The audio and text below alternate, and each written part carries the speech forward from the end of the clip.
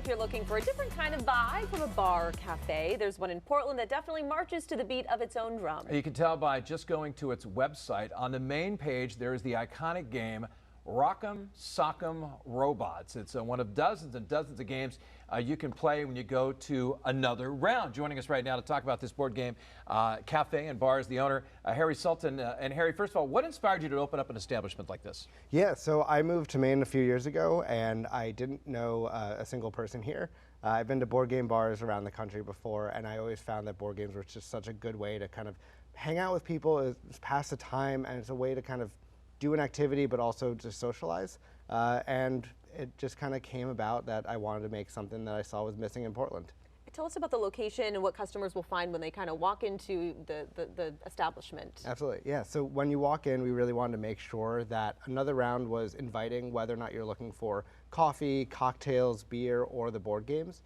So instead of just being, a crowded dungeon of board games, you have a light, airy space that does have a library of over 260 games, but also a state-of-the-art espresso machine and a draft tower featuring a bunch of local drafts. Yeah, on the website, you guys claim to have, again, over 260 games, both seasoned gamers and newcomers.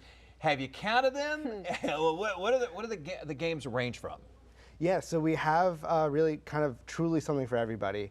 We have games that are meant for a single person to play over the course of a couple hours. We have things for a perfect date night for a couple that have never played a game together before. We have things for groups of over 10 and really kind of everything in between.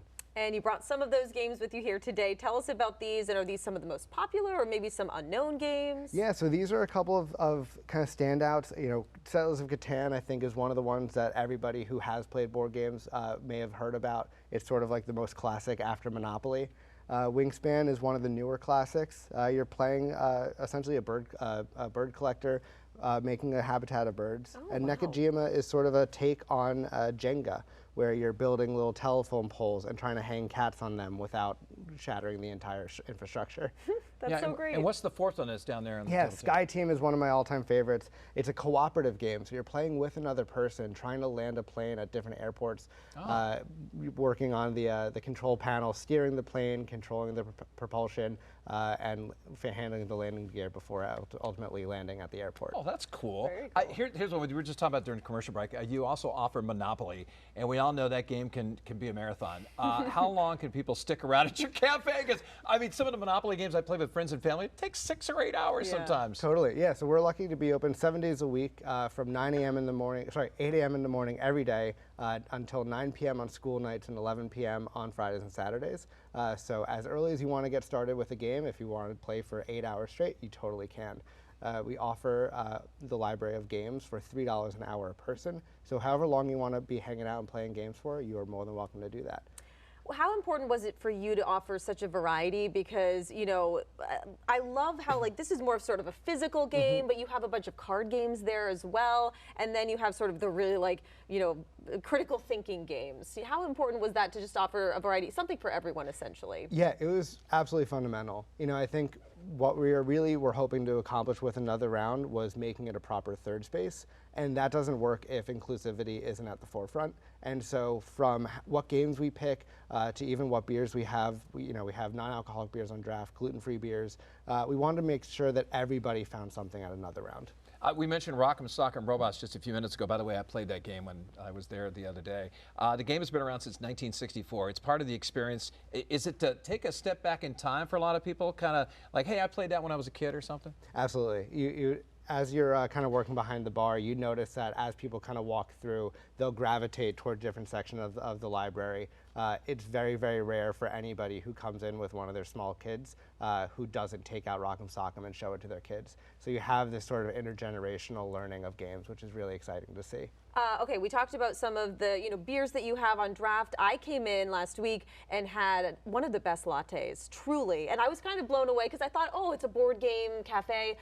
Tell us more about the espresso machine you have.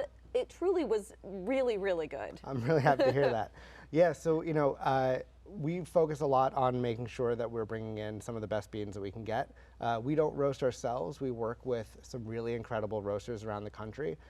So primarily we're working right now with Onyx Coffee Roasters out of Arkansas. and they are just some of the best coffee roasters in the country.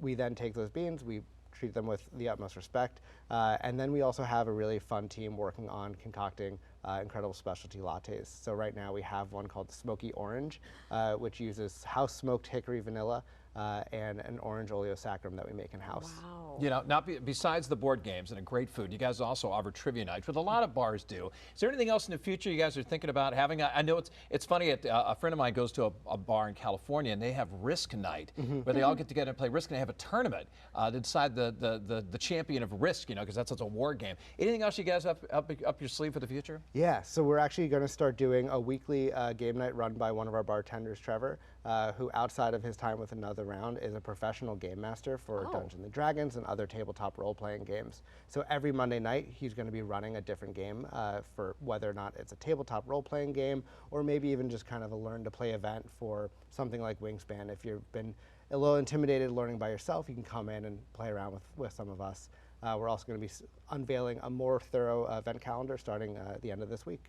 What has the response been from the community, and how long have you been open for now? Yeah, so we opened up in June of this past summer, so just about 8 or 9 months. And so far, the response has been honestly really incredible. We have such a great foundation of regulars who have really been using us as that third space.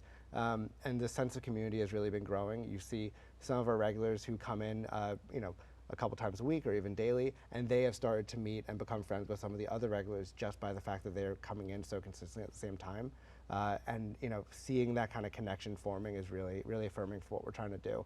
I think that the location is, I think you're near the Cumberland County Civic Center, across the Insurance Arena, after they have, you know, hockey games or whatever. And you're right next to the Taco Escobar Empire. So people kind of stumble in and go, what's that in there? Which is kind of nice, huh? Absolutely. We find a lot of people are going to, you know, some of these restaurants, there's a wait. They're waiting for you know, to get their great dumplings at Empire or, you know, their tacos across the street. And, you know, they need something to do in the meantime. So we're a really great stopping point for, you know, anyone who's just kind of traversing Congress. Awesome. And what's your website so people can check you out, and your address as well? Totally. So we are at 549 Congress Street, right next to Nosh, across from Taco Escobar, and you can find us at anotherroundmaine.com, as well as Another Round Maine on Instagram. All right, my son's been dying to play Catan with me, so I'm gonna have to learn from the master, maybe That's you, right. you know, so I can beat him. All right, Absolutely. so nice to meet you. Thanks for coming by, and congrats. It's so fun. It's a great spot to check out. Yeah, me and Katie should go in there. We'll play Rock'em Sock'em Robot.